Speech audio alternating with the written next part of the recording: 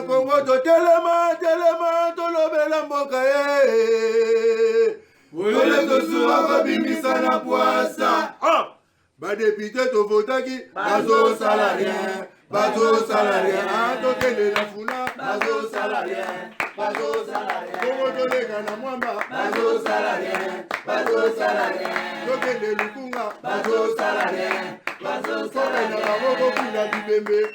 Merci, bon week-end à Binonio sur Bozorali Kamaya Kotala, Tosu à Paul Kolanda émission Yobakino Balobi, Mokolo Alelo, peu que je ne dirais pas que ceux qui s'étaient parce que l'émission Monsieur Ezali Bolanda week-end awa. Toye kozonga lisolo on atra ex on atra plutôt makamuni nezole kakuna bato ebele balobaki état de droit ngo ezaki ya théâtre chef de l'état au salé logoté bazo kangate mais au moins on atra DG na PCA président du conseil d'administration bana makala 21 jours déjà lelo l'administrateur moussous salon les informations toi nango na invité na sur certains pour développer sur davantage balobi babengisi bango pekuna na ba service de sécurité bendo samba ba libérer bango na butu mais mutuna tozotuna na ex on a 13 ali bongo mais pourquoi pas na ba entreprise publique mususu lokola na OGFREM boyebi bulu ekezali ba agent basali arrêt à travail de même ndenge DG akala o ba bengana ki dernièrement pona mambo ya chop chop il semblerait mambo chop chop mo bulu eki yepe ba agent na moment mo basali pe arrêt à travail. Je me pose des questions. Les DG à Kala, Bolobi était non, avec ces mecs qui tombent au kilo, il y a un ennemi. Et bon, DG à Lelo, il est protégé par qui? L'entreprise est à l'État, et ça, l'entreprise à peuple congolais, toujours au Kamako, qui mbongo et côté belé, pour qu'il va fonctionner, va tomber à l'école, va se donner, va se pas foutre ma bien, Bissou Union surtout s'est retrouvé, gratuité, enseignement et Simba. Mais ce qui est commis à tantôt plus tôt, va mettre à peine à l'humilité. Donc, nous allons demander, Nabakonzi, Baïba nako beta cité na makambo tela entreprise est bien l'état kalaté ba déjà musu bazo za la nommer ba za la nommer toujours na format ba conflit na quatre entreprise pour que l'entreprise est décolletée donc là on attend toujours beta lisolo lelo moi ça me fait mal et qu'on attend ba comme ça combien de mois d'impayement et on trouve ça qui est normal ba konzi baza en fait c'est normal, c'est papa ils vont vivre comment? Et on est boutin d'arbager à l'état, on soit libre, pièce, maman benda mi tout bateau, ba qui noté. Mais on DG on dirait gris on dirait on a été qu'on évite ce point, on évite ce assaut. Et vous avez on est bakangila qui est trouvé bangolelo. Suspension on a en fait, la logique il y a ma solo n'ezala, na moment ya Kabila, tant ba suspendra DG on atra sur DG sur entreprise ni on vous me la répéter. Ma bazoni chimutu. Ba chimutu mo boya sala ta intérim. Mais où on atra 21 jours déjà. Pour nani. Il comme des 7 autres le belango chaque fois na ba syndicaliste on atra to komi wapi. Qui bloque et pour quel intérêt? Pour nani ni mboso. Je salue le président de l'Assemblée nationale, service ba benga ki ba bito soit Paul. Mboso zotonga banda ko belé siko na grabando no banda ko muso ya kala oza moderniser te babani ko moderniser ngo na format ya gestion to bokonza lelo vraiment félicitations merci beaucoup désolé na loba ki mboso na ndako te mais bolobi na ki non mboso banda ko belé na yamba pe mais toujours zelape mbongo ya stade o ba pesa etonga mana kenge to yeba na liaka mais stade ngo babi comme chef d'état linga kende il semblerait mboso ndalinga banda misala to ebité cause la yemu doit gérer un bon ngo to ndé tant azaka sur ministre sport ça reste à vérifier voilà makambo to kolobi lango lelo et puis banda ko on atra bazo zwango kaka to lobi état de droit yé mais banda ko on atra bazo continuer na ngozwa la fois passée to ça ka émission moko na ndako moko balinga bazwa na kitambo lelo su ba informer nga ba mususu na limité batinde mukanda ba dégager et minda ko ya mutu to ko suka wapi to ko risquer le pango pene to vanda boy au moins le groupe moya bato mo pe babimba bio Congo za biso ba yepe na mikanda bato akadasa ba pesa ba pe mikanda tout est possible dans ce pays voilà nana besoin de tirer bo pesa biso attention na bino bolanda émission yo bobo sana ko s'abonner na chaîne sur YouTube ba Kino Balobi TV et puis na page na sur Facebook to bande pas doyen au sate et doyen Mukala papa Mukala boni qui mes allez Bon, bien que santé, les gens ont mais problème, on a tra. Donc, on est joué, c'est au contraire, les autres pays sont malades. Toi, menez toi, nous autres, ils en ont pas. Mais, tous les bunda pour la baïke, tu vas y belé, tu vas plus confiance. Après, on a tous les mbate, pour tambola, pour nous avoir une solution. Très bien, solution, vous avez toujours la présence, Félix Tshisekedi, dans la volonté, dans la volonté, l'homme, santé, il sous Koleka, DG, on a tra, mais nous avons toujours un problème. Santé, c'est la santé à Rodefa. La Rodefa, la santé, c'est que moi, je parle de l'issue du foot qui est passé. Ici, quand on est dans le bal, on va comment recevoir l'issue. Nous avons appelé les autres, nous avons bâché les autres. Dans la esprit, on est sur les Dakar. Dakar va dire qu'on va pondu au bandi. Si pas pondu, nous n'avons pas bandi. Pour ça, mais comme que les Rosolia Ndakala, Rosolia Ndakala, yango etondaka na munoko, yango zo zo fumisa. Donc ngai na dia na Ndakala na pondu, na matiti, yango mona ke. Na ki pete o batu bala na ngombe ntaba tout ça mbongo ezati. Mais ces mecs qui n'ont pas habité kuna bazan un paiement. Moi chaque samedi, les kaka na Dodoma, zoa koliwana Ndakala, na mabitoyo, yango moneke, moi santé est un peu stable. Merci beaucoup. Merci Toza. Toza na bango lelo tout au long de l'émission. Armand Osasi. Peut-être la qui m'a fondé. Bien, bonne. Non, non, il y a bien l'équipe. Non, ça va, bien sûr, Toza ni Tozo Bunda. Tozo Bunda. Tu vois, dans le régime où batu bakangabino so bazal soudé. N'est pas Zoé, on doit mettre ma solo Zoé, on doit l'andabino bakangabino. Dans le régime où batu menacé bino bazal soudé. Non, dans le régime où différence c'est ça ma casse parce que le régime passé zaki régime minga ba criminel et puis il y a ba spoliateur. Oh, ils ont quand même ils que service de sécurité. Ata ba bengi au pêche explication sécurité ça sous manipuler n'engue zalakate. Donc différence c'est ça mène. Très bien. Merci Mindina. Mokonzambo qui continue boke tambola. Bakangabino so mingita. Oui, bon, biso to ça leader d'opinion pour kanganga il faut zana effraction rejoindre. Bon temps bakanganga jour en marche on effraction zala. Bon zalaka manipulation ya ba port privé parce que tous les ports ils ba dinosaures à régime parce que tant biso to telema magamba ba port wana izaka somo. Nkolo ba kanga ba port wana na ibisaka yo. Merci beaucoup. Heureusement qu'il est l'ancien président de la République démocratique du Congo, Joseph Kabila Kabange. En tout cas, nous avons Naport Mokoti, Nabakota Congo central. 21 jours déjà, après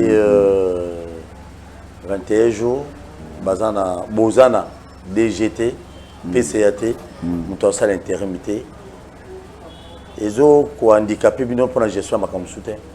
Pour la gestion, vraiment, on a très bien. Oui, Ndekopol, Beta Biloko et Zalim Mawa. C'est toute la première fois dans le pays dans Bisoto vivre un scénario ya boy. Oyebi ngai naza kolela mingi départ ministre, l'ancien ministre du portefeuille Clément Kwete. C'est l'unique ministre Oyo soki mokonzambo kalingi mandat na etambola malamu. Il fallait zongisa Kwete. Et ali soni zongisa Kwete akanga atiko kanga port privé. Non, il y a un ministre de portefeuille. Ah OK. Voilà, magamba ba port privé ali. Voilà ministre transforme dans pas loin dans la région. Voilà. Didier Mazen. Ndeko na 1993. Vide muken on attend. 20 minutes après, Maréchal Mobutu a bengi va combler vide. En 1993. Voilà. On a très allé représenter l'élo dans 17 provinces. Toye en 2006, na 1 plus 4. Ministre du Transport assistant de mandataire au Bazaraki Wana, après 2 heures du temps, Chio qui tourne du câble du chef, directeur des cabinets du chef de l'État, 2 heures du temps, va remplacer. Mais au 21e jour, 3 semaines passées. Et à la conséquence. Au yebi que le PCA zate déjà zate. Bazali na Makal, la prison centrale. Biso ba syndicaliste na ilongo na yo. et ali longo ya pona biso parce que écotique éthique qui trace que sous mandat na biso PCADG va kota na makala. Et là je mets en garde bato nyonso ozala soki le président de la République azana pire chef de l'État, camarade chef de l'État, c'est le peuple. C'est pas parce que yo a conseillé aux soki ministre aux soki nani au banda kwente na bato bakangami ba intervention déjà pour libérer PC non batika magistrat akosala musana ye na malamu soki ba continuer na kotanga bango na bakombo parce que ba nyonso bazo kota ba mission wana ngai muto bank sangana zate camarade chef de l'État c'est le peuple. Il est le seul qui a correspondre devant mandat naïe. Na fait un mandat naïe na 2023. Donc, kobanda mukolo bakangi bango lelo ndeko 20 jours. Na nous ba remplacer té. Conséquence, ex-onatrice zananzela. Conseil d'administration. Déjà azana pouvoir té. Déjà il faut pas payer acte totatif par le ministre du portefeuille. En défaut, ce conseil d'administration ezalaki basali réunion extraordinaire ba PC mandant ba lobby rasnini assurer ba faire courante mais ce qui a sali yango en violation mibeko ya pays azana qualité wana te. Cela veut dire quoi? Déjà zate DGA et anani PCA zate. Conséquence nango ibito perdre plus de 17 navires que dans ma port privé maka gagné à ma case dans 3 jours dans 3 semaines non oui au-delà même de 6 millions d'éco donc bah agent bah foutamité salaire bloqué parce que na niveau bah formalité technique signature réseau posé problème mais c'est dans quel pays voilà tina lobby bah yambi biso na président assemblée nationale et na PC na président Christophe Mbos oyo to sololi na e bandeliti na suka bien entendu l'administrateur va interpeller na ba service conformément à la disposition légale parce que les services de sécurité rôle na bango yango wana bakuti bino bobengi réunion moko pour mubule ça le matin oui bazali wana pona kotuna il s'agit de quoi et les kakinango et là to pesi merci mingi, encouragement mingi. Le service de sécurité a payé Nabiso. Bongo de payer Tambolaka. Voilà. Très bien, merci beaucoup. Bon, on est payé Tambolaka. On a besoin d'état des droits. État des droits, tous en ont besoin. Et ça, pour le groupe à Batuté, état des droits pour la mission. Et voilà les pourquoi tous les établis locaux. Dans le bandit, on a souci pas doyen. Ndeko. Dans le qu'on a besoin qui 7 navires. Manque à gagner dans 21 jours, dans 3 semaines, parce que va remplacer dans nos DG, tout va diriger ainsi qu'on a traité, continuer Carabou. Les pires causes à la tête, sur le plan de gestion et entreprise. Mais tout à fait logique et puis les causes à la macasse, parce que on a taille, on a 13 ans société à monter, 13 ans société à monter, il y a portefeuille de l'État. Alors, ceux qui jusqu'à 21e jour, direction générale, même une délégation de pouvoir, les représentants qui devrait être donné par les conseils d'administration, OEP et ça a convoqué quand il y a président OEP a conseil Azali arrêté. Alors, comment voulez-vous que ce marche? On dit que chaque étape de chaque organe a la responsabilité. Net na direction générale ceux qui sait na déjà plafonné les déjà pour il faut à la dérogation au conseil d'administration. Alors conseil d'administration on appelle azakuna na boloko. Ozomona que maintenant société za côté pas Monanté va pas en boloko. Bon, Monanté baza en boloko té il y a administrateur, il n'est pas le président du conseil d'administration, il y a azali administrateur, premier administrateur baza na conseil d'administration azali wana. Il y a des bandes, il y a pas d'Akolukisama, et c'est qu'il y a pas Kangama, parce que Makambo est à Boloko, Bami Balona Bakangami, il n'y a pas de signal PV. Il ne faut pas répondre. Il y a au moins l'autre fois, au début, sous soutien. Il y a pas de opposé à Moutuna à Monanteba. Il y a pas de opposé à Moto Zongelon sous. Ils sont pas syndicalistes, ils sont administrateurs, ils sont Moutouti, les bandas. Il y a la carte société. Bon, ça, le partage, il y a pouvoir. Tout le bas qui est en lobby avec le président Bosso. On partage à pouvoir et salami. Boye ce qu'on a quatre société. Bateau ba yebi société bazali. puisque tous ça na kati ya société tous ali bato baza ko défendre la société tous ali bato baza ko défendre l'intérêt ba travailler yo yebo ebani ko bana ko contredire bato ba yebi non suka lango siko ezawa est-ce que baza ko apparaître sous na nzela boy pe ozo tambola total yo. Merci. Merci beaucoup. Merci. Toké pas doyen. Doyen expliquer non votre bota la biso. Votre belé bota la biso. PCA na DG va reprocher bango, va reprocher ka bango ni na justice. Bon, dossier Poto kende bina bien.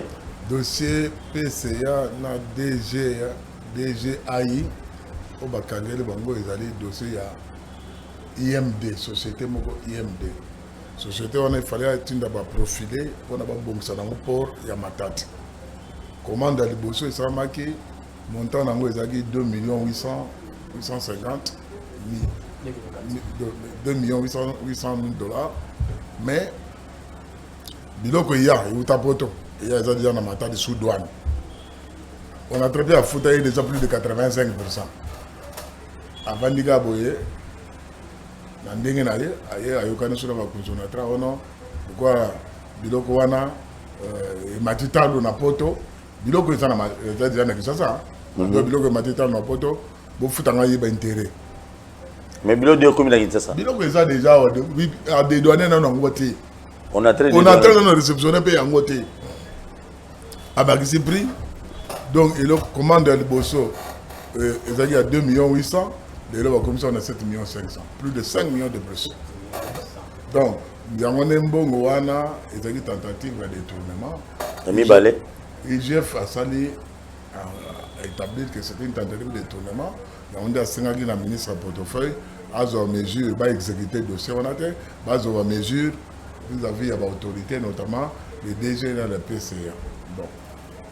Et remarque que aujourd'hui, vis-à-vis du ministre de portefeuille. Madame la ministre de portefeuille.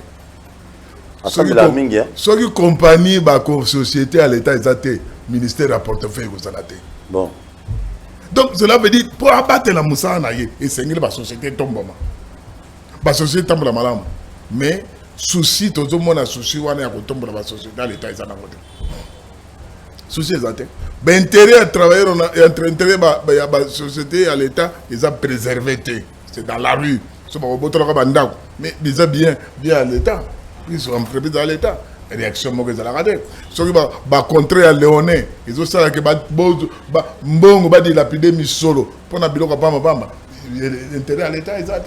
Donc yende muto liboso c'est ngani ça là que voilà ngai na battre la compagnie pour ministère na ngai zala.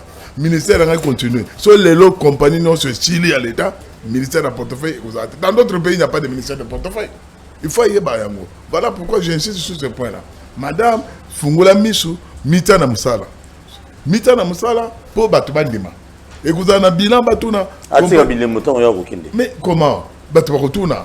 Au moment où le président a permis que non, voilà, pour l'ancien ministre de portefeuille, donc c'est parce qu'il a laissé des traces.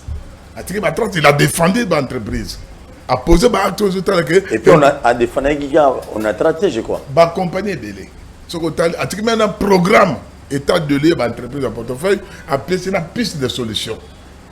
État de lieu, analyse, article la piste de solution. Mais les lots, tous les tourner en rond, entreprise s'enfoncer et yango moni mbela ezali vis-à-vis ya madame portefeuille. Tout le monde qui moi conflit où ezali entre portefeuille et IGF ezali malamu te. IGF a défendre l'intérêt de l'entreprise. Donc, je suis sûr que madame va à merci. Ce qui est l'autre, aux 20 jours. Mesures pour remplacer. Ce n'est pas le Premier ministre, ce n'est pas encore le chef de l'État pour mettre des intérimaires. Ils ont dit, madame portefeuille. Juste, merci. Merci beaucoup. Nous n'est pas président pour Naya Boy. Expliquez ce point. Le président du Parlement, Bisso, Rémi Zalaki, Makas, et bien de moi n'importe quoi. Il y a les bossos totalisés tout le bien stati n'ambiso. Article 21 est réglé conflit nios. La copie son d'accent con. Tant qu'on va suspendre moi dans Mboka José Makila comme PCA. Mais c'est Emmanuel Mbo aye PCA ngamo ko nazalaka na réunion na portefeuille avant même Mamad Moussa décision. Alobi président bazo chat doyer d'ange conformément à l'article 21. Maintenant que M. Mbo azana makala va appliquer juste l'article 21 où il a coupé sa pouvoir parmi les doyers d'ange à l'administrateur, c'est l'administrateur Frey Koumou pour Akamba Conseil 20 jours au Tolinguet au Komate et dégué Zamounen. Non, dossier Baza Kogé. Pourtant, article 21, lobby qu'un cas d'appel Chouma, le président du conseil d'administration, les doyers d'ange et régler ma cambognos. Mais ce qui va le article 21, ils allent l'appliquer. Mais quand même, c'est moi qui ai mis place au Anandengeli. Voilà. Deuxième chose. Total ici, le président de l'Assemblée nationale. Tolobi, Tosengi Naye a convoqué le Premier ministre une réunion tripartite sous la médiation Naye. Biso syndicat, gouvernement, y attaque le président de l'Assemblée nationale. Total ici, le Premier ministre dévaillé que le programme d'action Nayo, page 40, 181. Pour le Bakoko Kanga, tous les ports et Kangamité, 207 et Salémité. 20 jours, aucun mandataire. L'entreprise est dans la rue, Nanzela. Cela veut dire quoi? Irresponsabilité du gouvernement. Et Tokei, totalisé les sous. Tolobi, Ndenge Tozoloba. Et Salemi na pays ni président Lobibo Kanga port privé. Le ministre Bazako Tosate. Mais le président de la République a n'importe qui. Bisson des photos PC valeur. Mais soit que le ministre va auto sa chef de l'État. Mendeko. Et Kozala Mouboulou. Est-ce que le ministre va aussi la pour l'intérêt à président? Voilà ma Kamboto Solo Inayepi. Ayepsa Kibiso Alobi Aza Komo na premier ministre. Parce que ex-onatrice a polélé Moutakala mandataire Azate. Décidé Azate. 20 jours. Merci. Donc il n'est pas doyen. Doyen. Bino Bosso et pas Yambosso. Pourquoi? Pourquoi pas aller au-delà? Bon, si tout ce qui est président de l'Assemblée nationale, si il y a un premier ministre, on peut faire de doléance. Et puis d'ailleurs, tous ces déjà premier ministre, pour qu'on ait un peu d'audience, envie de traiter mon problème. Nous avons des sur ce point. Tout le monde, surtout si c'est un gouvernement, on ne connaît pas le chef de l'État. Mais je voudrais seulement attirer l'attention et mandataire. Vous n'êtes pas chef de l'État? Oui. Il est le président des Congolais. Et le président Tshisekedi. Oui. Oui. Oyebi Kenga Bachelanga Bakal Mingi Nakutana chef de l'État. Parce que Biso, oui, toke pas président de l'Assemblée nationale. Toke na M. Gilles Alinguet, Oyazali, inspecteur général de finances, on a payé merci mingi parce que y a une fimbu, y a une zone de ce ex-naturel de Zalaka. Alors, maintenant, Nani Ndeko Paul. Mais où est-ce que les canons Nani les aggrave? Donc, comme on a déjà 7, voilà, merci. Oui. Doyen, tu continues. Mais il faut vous gêner. Parce qu'il est le président. Vous gêner, vous semblez la macasse. Limbisa, il est le président des Congolais. Nikano Tokomelagaye, je suis sûr que quelque part, Nani Komela été. Ils ont blocage dans le niveau, il y a cabinet. Et Nazo Senga. Vous avez ta réponse à Moukana Monte. Une fois que tu as accusé de réception, et puis il y a le directeur de cabinet, les bandits. L'actuel directeur de cabinet. L'actuel directeur de cabinet. Caméré. De Niembo. Donc, les bandits étaient en côté en fonction, Mikanda tout le monde a accusé de réception. Mais le reste, Mikanda, il est là, accusé de réception des animaux sous test. Mais tout ça, va réunir Belé, dans le niveau, il y a cabinet chef de l'État. Mais toujours, au moins, tout ce qui s'arrive aujourd'hui, les lots, les PCA, et les désirs, Bazana Boloko, Namakala. Mais ils ont subi des influences négatives. Il y a un conseiller à président de la République, il y a un conseiller à primature, il y a un conseiller à portefeuille. Mais aujourd'hui, on doit porter chapeau. C'est pour attirer l'attention des mandataires que Yeba que yo allez au service de la nation, non pas au service d'un groupe. Ils allaient dire que entourage va continuer, va continuer. Mais ce que ça nous normalement, va péter. Donc aujourd'hui, ils sont en train. Donc ça doit servir d'exemple dans le dossier, M. Tikali. Toujours que M. Bazouela, comme déjà on a pour la foutre sur le dossier léonais, le dossier Mouyibi. ozo wena ba nommé yo nga soba nommé nga mono moto ba temso bazale bazo bunda te komba eza kunata makafe sila na kisasa kala te donc bazo bunda po ba ko ma déjà en fait d'exécuter moi ba décision ya ba moi ba parrain na bango non to lobi président lobi boy nambala sima ba to wana to ba na otanga ba kombo na bango parce que c'est pas normal bozo bebisa le kum ya ba institution mboka. Très bien. Et ça la présidence de la République, et ça la primature, et ça la même dans le ministère. Donc, Tosuki Mboto, il est les représentants du peuple. Mais il est motivé de voter. Il est redevable, donc Bisso na Bisso. Donc il est faute Bisso tout le monde. La preuve, excusez-moi, na PC Longwa Mingi. Tout ces réunions a un numéro de téléphone à PC. Ah, il y a pas vu non. apesi na mutu bon te numéro na ngai so likambo ezali bobenga c'est la première fois tala bato ebele baleka ba peut-être yo journaliste bako pesa na kuzu bako pesa carte de visite mais que ye moko andimi voilà des nationalistes oya numéro toujours yoka mais naozela limbisa je ne fais pas son apologie mais je dis c'est juste là je vous dis que non so bokuta national likambo bobengi ngai OK pour ngai naza musali na bino nazali musali ya bino peuple voilà Mbosso ko yes Mbosso oh mais il est Mbosso mais il y a wana tu apodia et la preuve est que Bousso ngala yebi d'ici to comme lundi donc il y a continué ngambona masolo ko bima lundi ko yoka solution merci beaucoup Mbosso ko tia mutuno ya CRDT pour parti na apparemment il a mwiga mikolo donc faut botia à politique mutu à politique ça la bien makasi obi ke doya lobika Mbosso apesa bino ba carte de visite mais oya suka wana ezalaka na suka kaki wana nda lobiti bon après wana bokine pas bati te omoni otunaki mutuna moko principal ke otuni président Arma que bokendaki pa ya Mbosso ko lukani camarade cadre l'intervention vers la fin là à frôler là quand même pour dire que ko représenter peuple ouais peuple wana ezabanani n'est-ce pas aussi Bisso bah j'appelle OK toke et pas ya présidence de la République n'enga lobby to komi Kandé Belé. Un jour j'ai cherché un document chez moi la quitté carton je me suis rendu compte nous on a travaillé depuis tous pour travailler pour l'intérêt à Onatra. Ce que ezalaki les trio yo teba telema nani yango na payo yo nani yango azana 80 institutions ya abosani les trio oyo.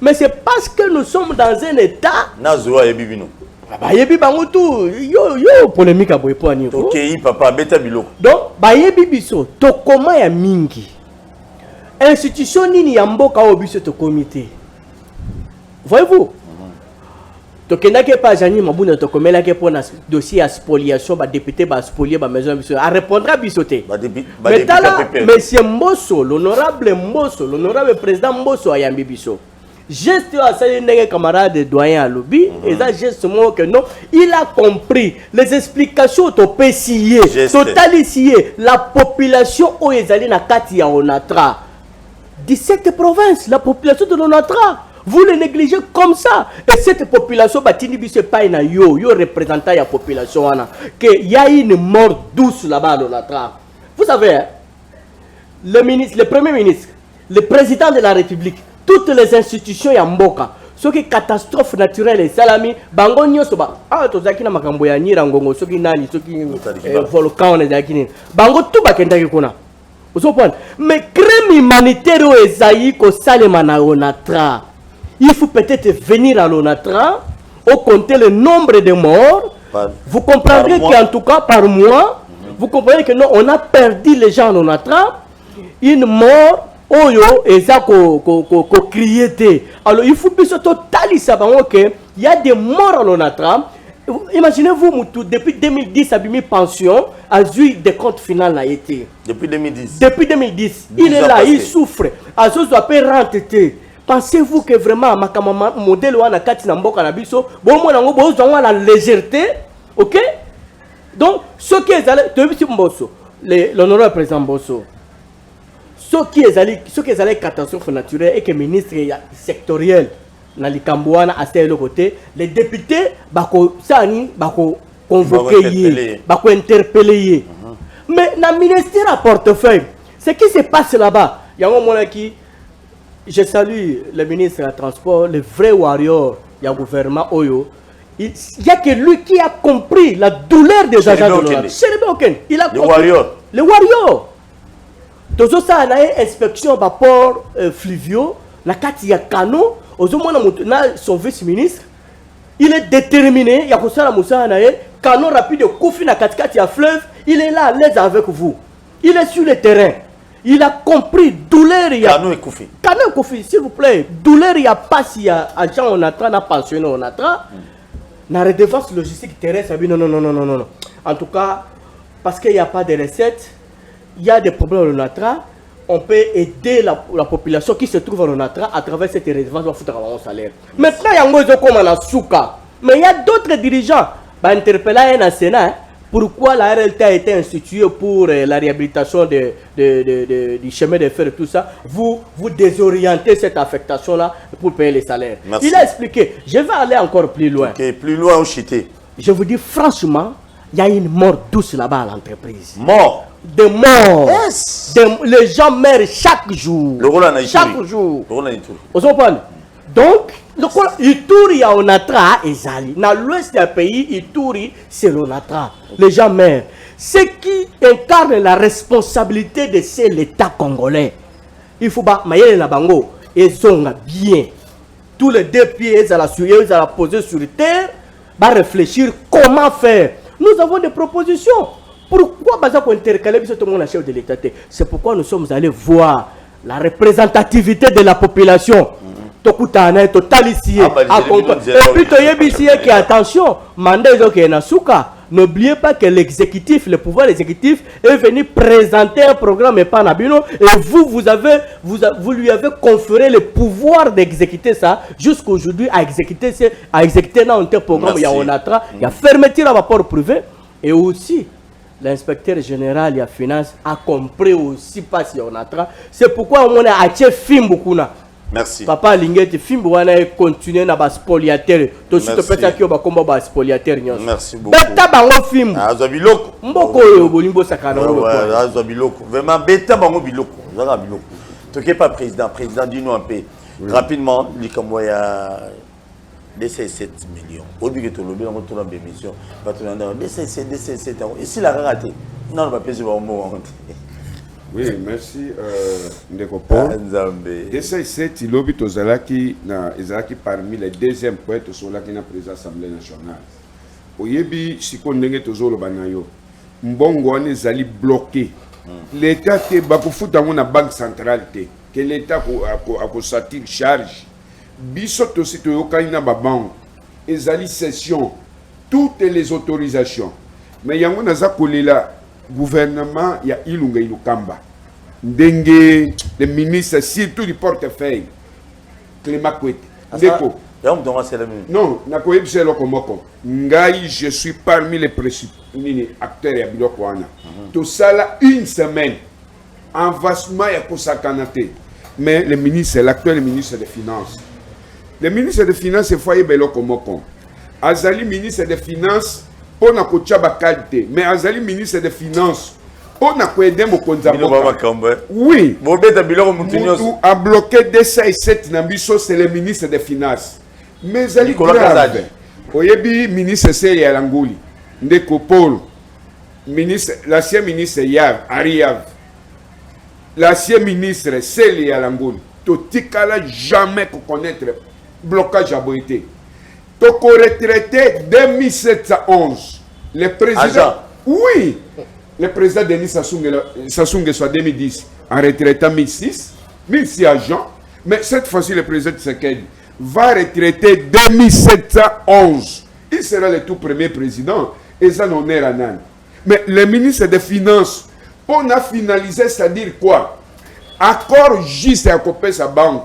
Banque privée andimi. Si nous cherchons banque privée, le bibo Pesangay, n'a coupé sa mine, l'État a eu frais de nîmes. Mais ndeko, comment jusqu'aujourd'hui, a bloqué, on a traité, mais a bloqué chef de l'État. 2711. Non, l'État kobimisa na caisse à l'État te. Eza nyongo l'État zanango certifié. Biso tokani na banque OK. Accord et l'État ndima remboursement na banque. Toutes les autorisations ezali. Ezali question ya kopesa go pass. Bloqué par le ministre des Finances. Et ça les mawat. Même à l'ère à 18 ans. De règne à président Kabila. Jamais. Tu vas connaître où ils ont salué. Conséquence, ex-onatra genou, 17 provinces. Qui va justifier les mandats? C'est le président Tshisekedi. Bloqué par qui? Par son ministre des Finances. Voilà. Et ils ont honneur pour le ministre des Finances. Parce que c'est parmi les Tozako Lobambo. Ce qui c'est à l'angoula à l'ongolelo, l'actuel ministre des Finances a réglé facilement parce qu'Azali, Mouto et Aina Fatibeto. Mais tant que vous voyez, vous bloquez, vous avez la présence Assemblée nationale et lobby. Parce qu'ils ont un programme du gouvernement présenté devant le Parlement, page 40, page 181. Que le Premier ministre a vendu, ministre des Finances a vendu, biso syndicat. Dès qu'on a une défense, bango ça la défense dans le bureau, dans le cabinet.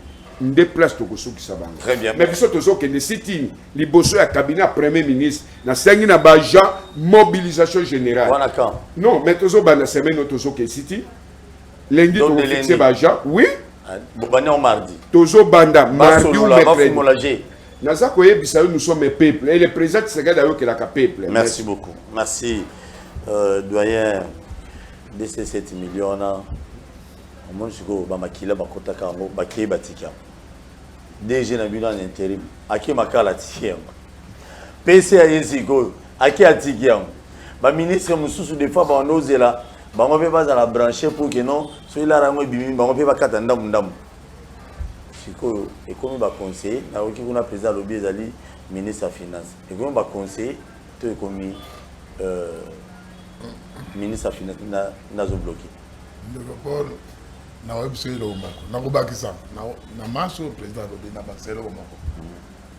Quelque part na bato bazana entrer vous avez na ba autorité mboka ba pesa ordre de bo libérer mbongo wana de bo pesa mbongo ba bo pesa ba libérer bo pesa mbongo na compagnie onatra mais mutu moko atelemi o mokonze kuna bato bango nyonso ba fournisseur mais c'est pas possible.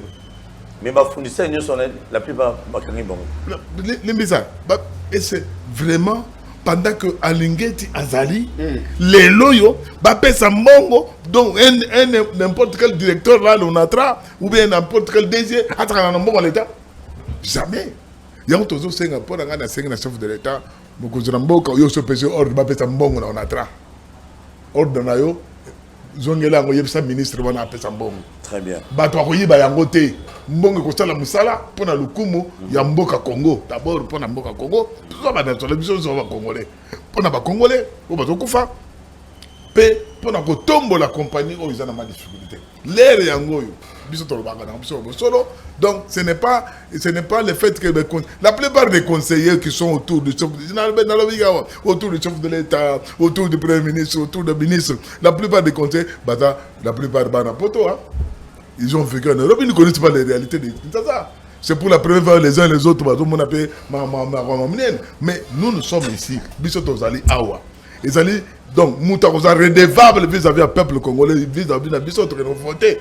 Ils allaient président de la République. À sa pêche ordre, pour exécuter. Merci beaucoup. Donc, maman, ça fait mal, ils ont continué, même place où on a direction générale na bino et même on a gare centrale, tu vas boto la bino comme ça. Tout le monde le bien nous a dit candidat depuis 1860. Il faut nazo. Et là, il y a non, ça veut dire quoi? Libisa, là c'est que ça yo. Là c'est que ça yo. Mon tout le monde va dans le bâtiment. Mais quand on a zali mutekete mais immeuble on entra ils ont mabelé na biso nazana mikanda na ngona yo zongo incroyable mes frères donc c'est-à-dire un jour to la mukapika ndengo immeuble on entra bino adam chema kele dia bazio on faut bomba na la police bana nyonso beta biloko tout ça signifie quoi?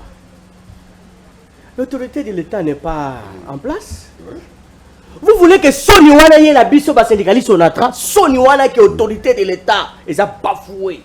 Sony Wana, ils ont nani. Ils ont biso. L'État biloko. Non, ils ont bino botuboza pour gérer le pays. Comment voulez-vous tuer l'autorité du pays? Un individu a le cas l'État.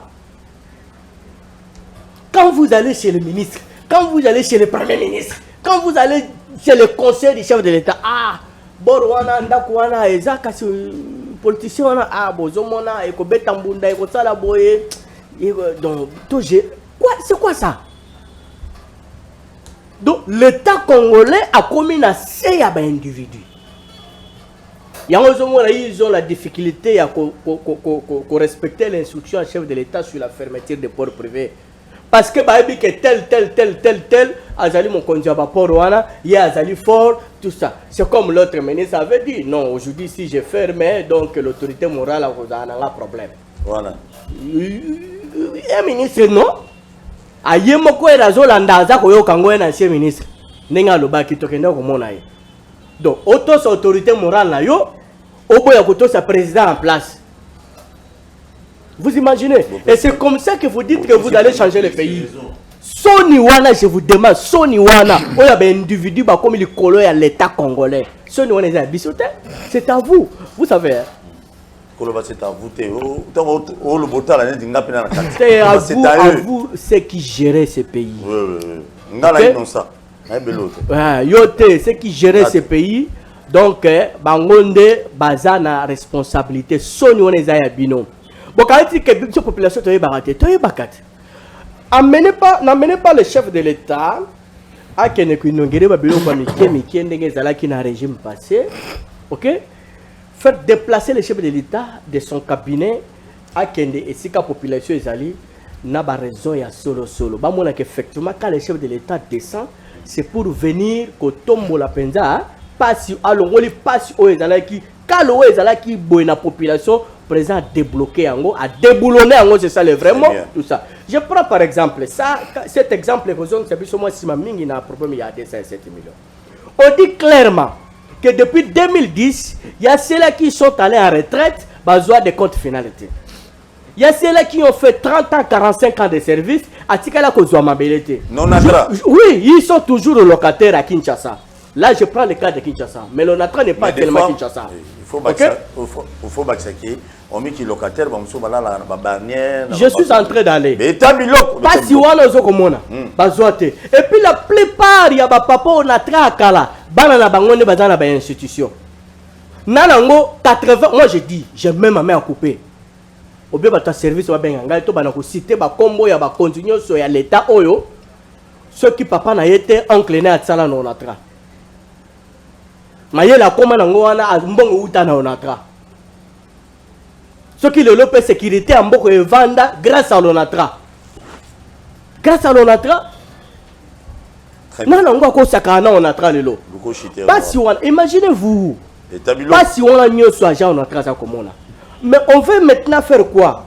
Sauver le chef de l'État sur le plan social.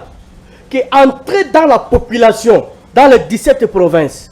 Bakotanga kombono na mbalamoko, si seulement si les 207 millions est libéré et que une partie de ces montants, on paye les décomptes final plutôt il y a retraité il y a aussi ceux-là qui sont allés à retraite Bakoufa Veva Tikala Mbongo Azoate Veva comme objet ya nini ya menace na bandeko ya papa parce qu'on a soit disant que yo so liambongo déjà ndeko na biso oyo père kindoki a bebisa mwana siko président de la République a soulagé population à travers 17 provinces et ça comme chef de l'État n'est-ce pas? Donc voilà un conseiller politique et un chef de l'État. Voici le conseiller chef de l'État qui donne ça. Après ça, voici, nous allons gagner sur le social. Et côté le va comprendre que non, on a dit que non, le président est comme ça la Moussala. Maintenant, nous allons les décomptes final à Bisso. Toko Tongabandaku, Toko Soma Batere, Kitambo Kapeko Sani et Komata. Merci. Likambu Yabandaku. Donc, autorité de l'État, ben individu, ben les Kiango. Je salue le ministre Pius Mouabilou, il y a Habitat et Urbanisme. auti ko lutter que ba récupérer banda ku nyonso ya l'état depuis 1960 oyo ba individu ba botola. ONATRA aussi azali société à l'état. ONATRA actionnaire unique ya ONATRA ezali l'état congolais. Donc nous demandons au ministre puis Soumabilou na musala malamu zo sala de ces côtés là pour restaurer l'autorité de l'état. Très bien. Nanzela ya ko botola ba individu na bandaku. ONATRA pe bandaku ONATRA et botola makasi a listé pe bandaku ONATRA ba récupérer et ko sala malamu mingi pour la pouvoir na bino. Merci beaucoup Ndeko. Je tiens à rappeler na batu tout bozolanda biso likamotozolo ba ya mampango ya l'état ya ONATRA ba politicien ba cupido bazo botola botolango marché Kulumba na Masina quartier D ils ont la menace nango il y a un certain monsieur je ne connais pas bon on a collé na Masina donc batu belé ba kola na Masina batu belé et belé même Kimbuta wana André Kimbuta wana il est pas kola na Masina mais ba malongwa avant qui ma Masina ba sundola biso avant tout moi yé non le pango en ezai.